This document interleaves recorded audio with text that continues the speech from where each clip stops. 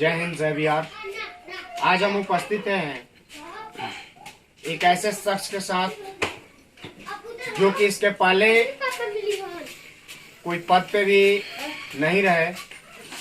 आज खुजवा पंचायत से ये वर्तमान मुखिया हैं राजकिशोर चौरसिया जी, जो कि चुनाव लड़े। इनकी पत्नी ने चुनाव लड़ा और ये चुनाव जीत करके आज निवर्तमान खुजवा पंचायत से मुखिया बने हैं।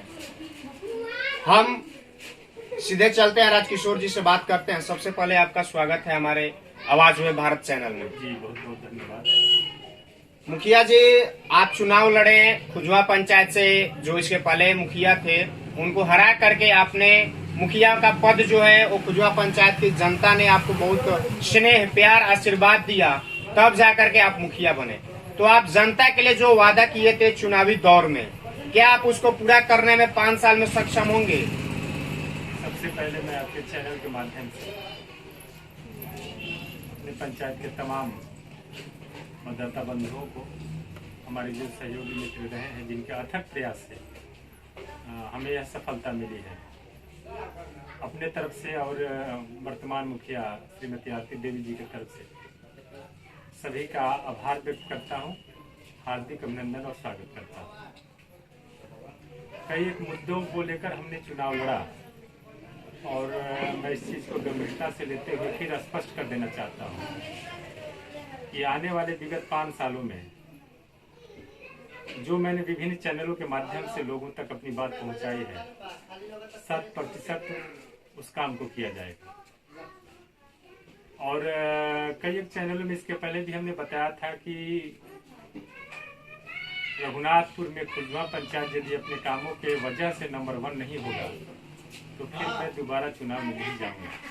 इस तरह से मैं फिर आपके चैनल के माध्यम से स्पष्ट कर देना चाहता हूं कि मैंने जो भी वादा किया है उससे कई एक कदम आगे बढ़कर मैं इस पंचायत की सेवा करूंगा। यानी आप बहुत बड़ी बात कर रहे हैं। रघुनाथपुर प्रखंड में टोटल 16 पंचायत है, सही है?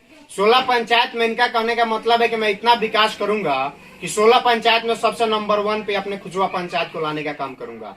अगर मैं नहीं आता हूं, मैं ये काम नहीं कर पाता हूं, तो मैं पुनः चुनाव नहीं लड़ूंगा।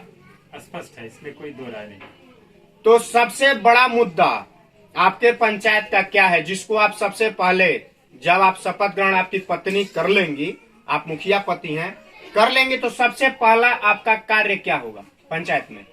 देखिए, सच्चाई है कि पंचायत में जो भी सरकार की विभिन्न योजनाओं के तहत काम होना चाहिए था, काफी कुछ फेलियर है उसमें। जैसे सरकार का अपना 7 निश्चय योजना के अंतर्गत जो भी कार्यक्रम था, धरातल पर वैसा कुछ है नहीं। आज भी पंचायत के कई एक गांव हैं जहां न नाला है, न सड़क का व्यवस्था है, न शौचालय का व्यवस्था है, न नल जल का व्यवस्था है। मैं सबसे पहले इन आधारभूत आवश्यकताओं पर काम करूंगा। तत्पश्चात नरेगा मनरेगा से जो लोग वंचित हैं, दलित पिछड़े जो लोग वंचित हैं, जिनको इसका अधिकार मिलना चाहिए था, जिनको इनके अंतर्गत काम में लाना चाहिए था, वो लोग भी वंचित हैं, उनको जोड़ना है। और पंचायत के अंतर्गत जो भी कर्तव्य होता है पंचायत का, मैं 100% उसको धरातल पर उतारने का प्रयास करूंगा। जो इनका 7 निश्चय योजना के तहत नल जल का जो काम था, वो इसके पहले जो मुखिया थे वो नहीं कर पाए। और निश्चित रूप से आज भी कई एक वार्ड हैं जहां इस योजना के तहत बहुत घर तक जल नहीं पहुंच रहा है और कहीं न कहीं किसी न किसी रूप में बाधित है। तो जो इस तरह का काम है उसको ही पूरा करने का काम करेंगे।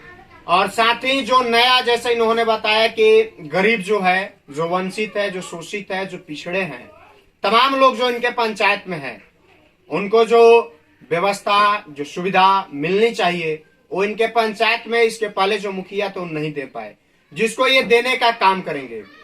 आप कितने मतों से चुनाव अपना जो पराजय उनको किए थे, इसके पहले जो मुखिया था, आपके साथ टक्कर में वही थे कि दूसरा कोई था?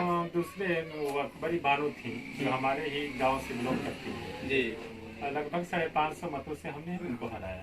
सब 550 मतों से इन्होंने विजय हासिल किया। और कहीं ना कहीं साफ तौर पे देखा जा सकता है कि जो खुजवा पंचायत की जनता है उसने तन मन धन दिलों से, दिमाग से हर चीज से इनके ऊपर विश्वास जताया और इनको मुखिया बनाने का काम किया।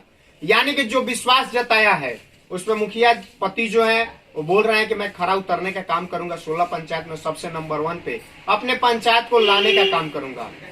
हाँ, ये जानकारी आप दीजिए कि आप मुखिया तो बन गए। जो नरेगा का काम होता है मनरेगा का होता है, एवं जो कि आज के समय में पैसा अमाउंट भी है जो पंचायती राज में बहुत बढ़ भी गया है, आ भी गया है। तो क्या उस सारे पैसे को खर्च करने का हम जो ब्लॉक से काम होता है, जिस काम में मैक्सिमम जो होता है ठेका वगैरह में, आपको जैसे नल जल का था, इसमें बहुत सारा टैक्स देना पड़ता था। वीडियो साहब तमाम लोग जो अधिकारी थे, जो घूस वगैरह होता है वो तमाम तरह का जो काम था, या मुखिया जी के दरवाजे पे कोई जनता, ग्रामीण जनता गरीब है, शोषित है, जैसे शौचालय के नाम पे पैसा लिया जाता है, 12,000 की जगह जनता को जो मिलता है वो 8,000 10,000 मिलता है। आवास योजना है उसके नाम पे पैसा लिया जाता है। तो आपके पंचायत में भी ये काम हुआ था? एकदम प्रमाणित चीज है कि यह काम हुआ था। बल्कि मैं आपको पैसा के मामले में जहां तक मैं स्पष्ट कर दूं कि एक जो लाभुक थे उनसे 2-2 कैंडिडेट पैसा वसूलने के लिए चले गए थे। पता नहीं चल पाता था कि वास्तव में किसके माध्यम से यह काम हुआ है, जबकि यह सरकारी योजना है, चाहे माध्यम जो भी हो। एक पैसा के लाभ में 2-2 आदमी कैसे दरवाजे तक पहुंच जाता है। जहाँ तक मेरी बात है, मैं केवल एक दिन के लिए मुखिया नहीं बना हूँ, या वैसे मैं एकाएक मुखिया नहीं बना हूँ। हमारा लंबा सामाजिक जीवन रहा है। हम लोग पार्टी से भी जुड़े हुए हैं। कौन सी पार्टी से जुड़े हैं? मैं कांग्रेस पार्टी से हूँ। और कहने का हमें कतई संशय नहीं कि हम लोग के नेता सर्वमान्य श्री पूर्व मंत्री विजय शंकर दुबे जी के सानिध्य में बहुत दिनों से काम करने का अनुभव है, और कहीं न कहीं उनके अनुभव से हम लोगों ने बहुत सीख लिया है।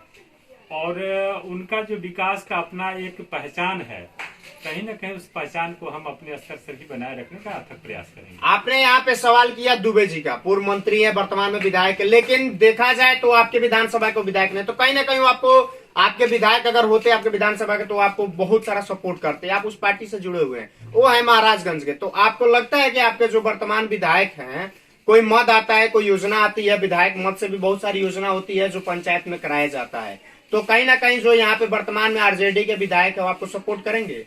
निश्चित रूप से हमें लगता है कि विकास के मुद्दे पर तो तमाम लोग एक साथ आना चाहिए था। इसके बावजूद मैं दावा के साथ कहता हूँ कि किसी तरह का कोई भी पार्टी, कोई भी दल, कोई भी नेता हो, विकास के कामों में मैं अपने तरफ से किसी तरह का अड़चन नहीं आने दूंगा, चाहे वो जिस पार्टी के लोग हों, चाहे जिस पद के लोग हों। तो आपने सुना जो मुखिया पति हैं इनके द्वारा बहुत मतलब बड़ा दावा भी किया गया, बहुत बड़ी घोषणा भी करी गई। इसके पहले भी बता रहे थे कि बहुत सारे चैनलों में, मीडिया बंधुओं के माध्यम से मैंने चुनावी घोषणा वगैरह बहुत कुछ किया, जिसको मैं खरा उतरने का उस पर काम करूंगा।